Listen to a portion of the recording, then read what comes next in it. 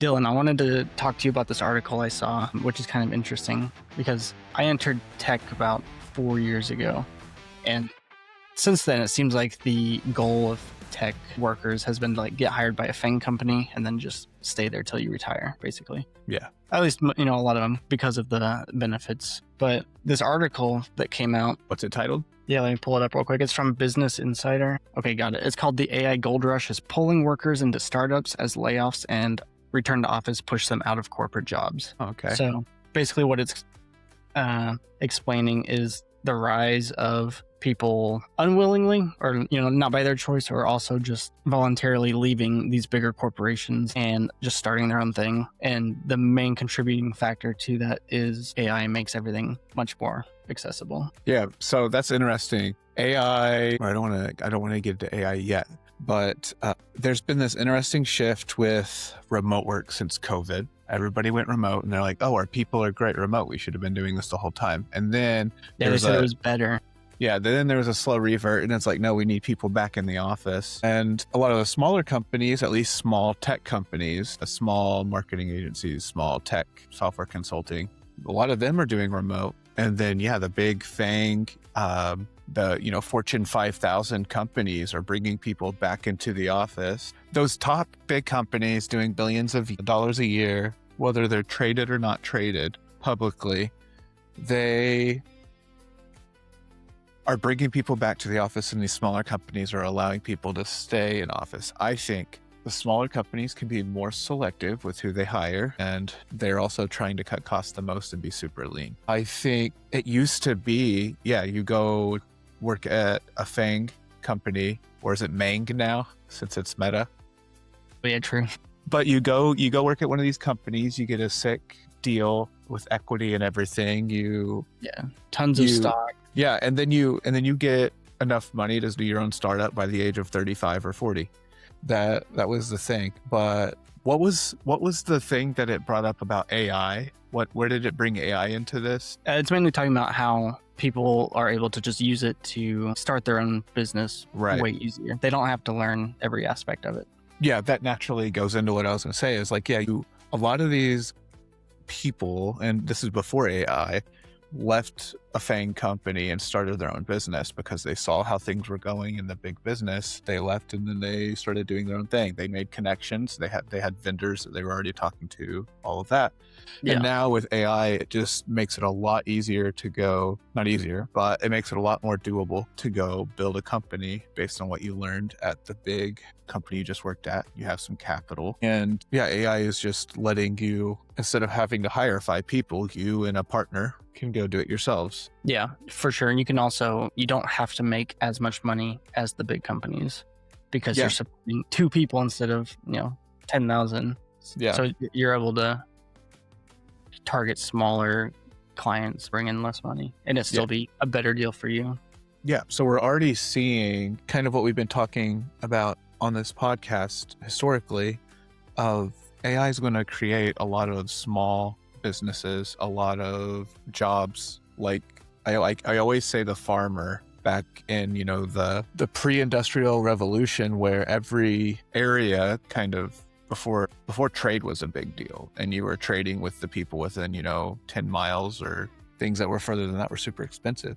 We're getting into that same kind of economy, but it's going to be more global to where, I do this one little thing instead of, I grow corn or I, have bear skins. It's my thing is I do this very niche thing with software or whatever. I can do this thing to help you serve your customers.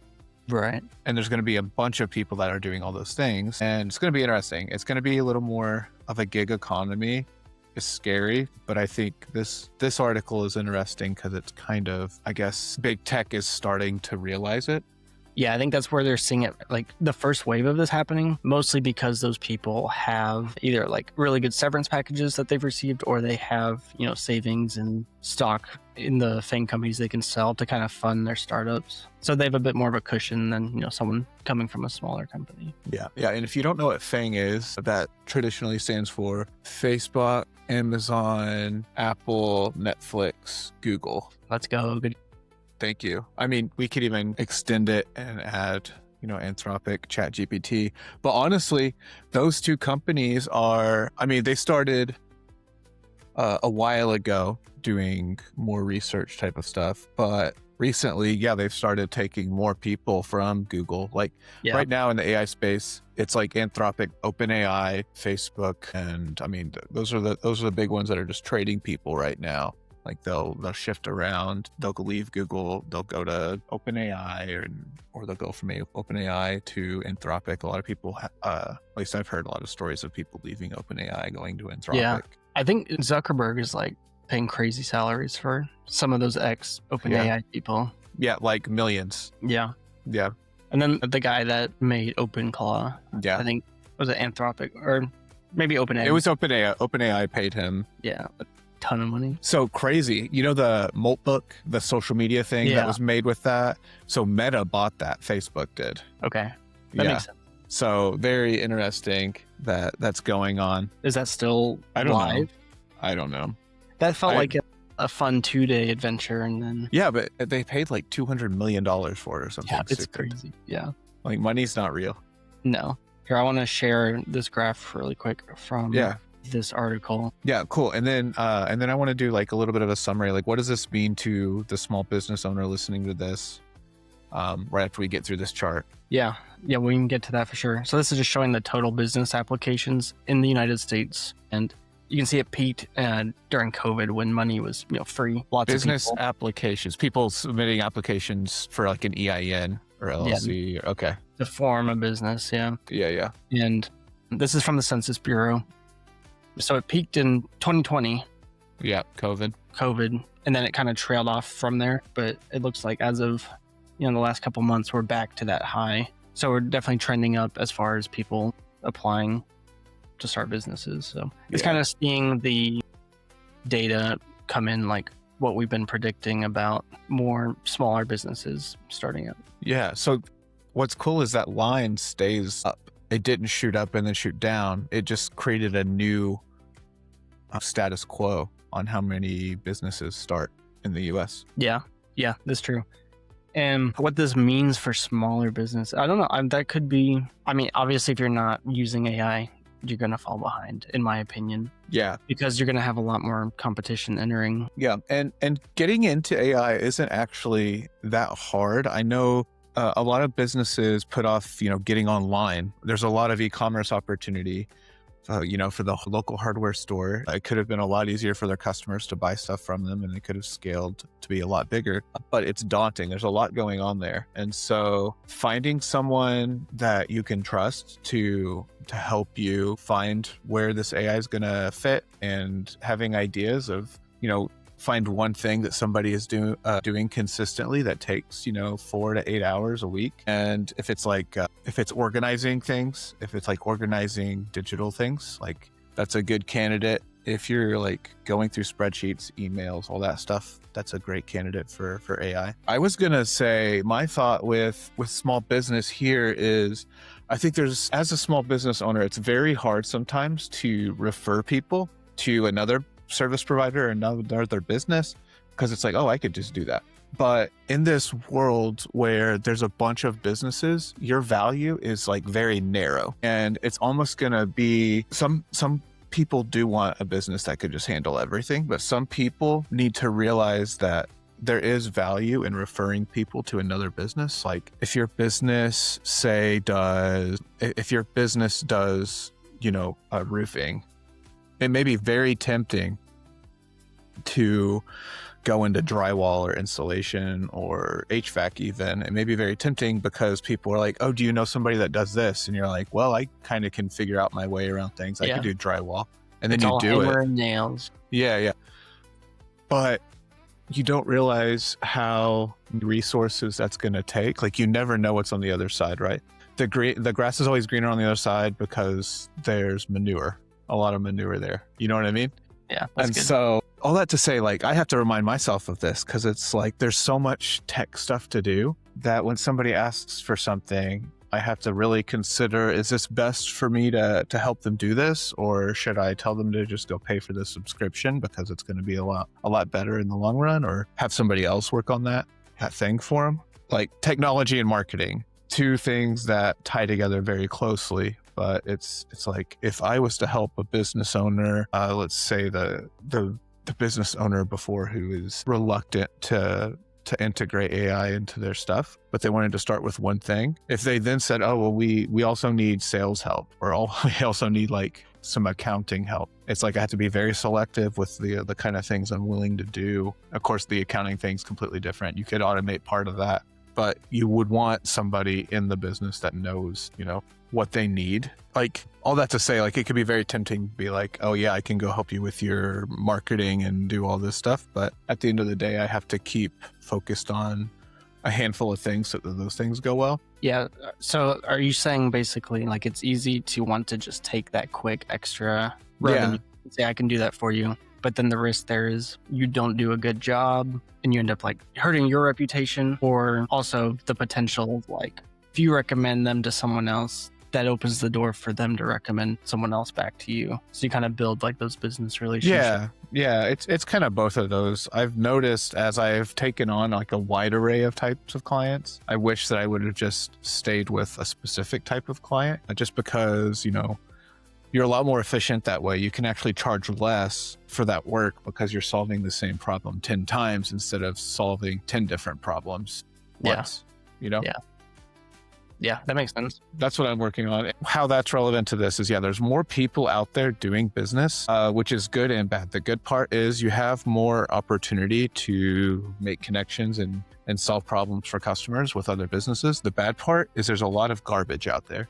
And there's a lot of people who don't know what they're talking about. And it's just like hiring an employee. Like, it's a risk. It's actually safer than hiring an employee though, because an employee comes on, if they're full-time, it's a mess, but you have a lot of stuff. But at least start part-time. If that's not going well, hire somebody, like contract somebody. And then, it's very, it's almost not gonna like, there's gonna be like 5 employees in a lot of businesses. I actually think a majority of small businesses now like have less than 5 employees. And that makes up like 40 or something percent of GDP or something like that.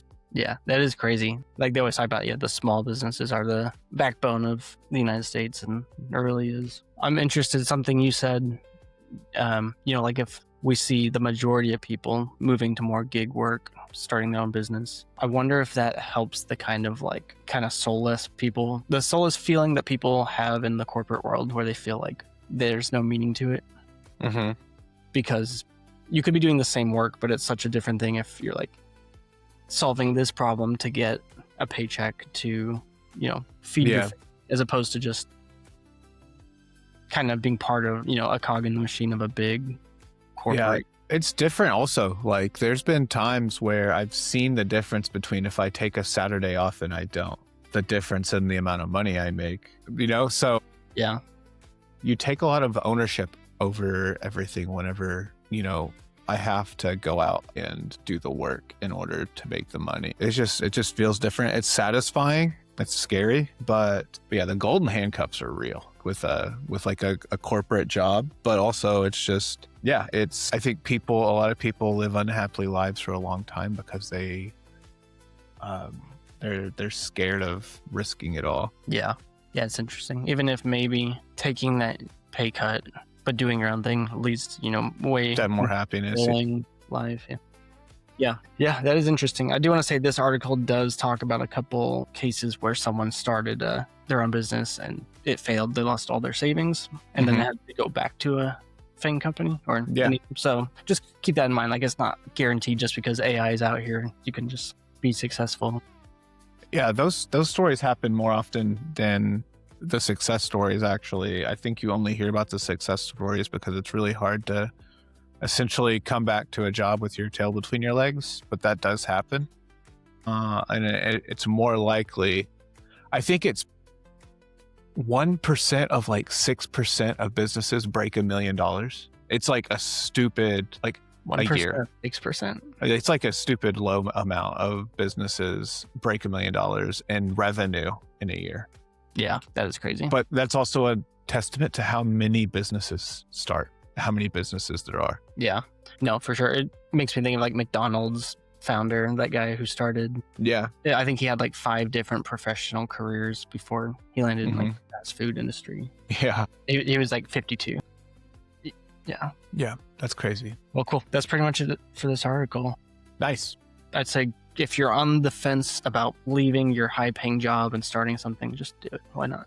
Doesn't affect me. Or just do it on the side. And if you can't put 10 hours into it a week, what makes you think you're going to be able to put the 60 in a week whenever you do it full time, you know? Yeah, that's fair. Because it's going to take a lot. You can it's do going to take a lot more work than you think. And if you are actually looking to see where AI may help you build your small business, you can go to infactodigital.com. We have every one of these episodes are turned into a blog post. You can go read daily AI news. It's the top tab. You can also get all of these written out to you and sent to your email with the Infacto Daily newsletter. With the Infacto Daily newsletter, you can go sign up for that and get these sent to your email every weekday. And they're not annoying. They're helpful. You get practical tips. And if you would like a free strategy meeting with me to help you figure out what to automate first with AI, where does it even fit? Or do you want me to tell you, no, it's not going to work for you, and prove that you're right? You can go to infactodigital.com, click the top right contact us button. We'll ask you a couple questions and we'll talk about AI with you and see where it fits. All right, Jackson, I hope you have a wonderful day. Yeah, you too. Love you. Love you, bud. Bye.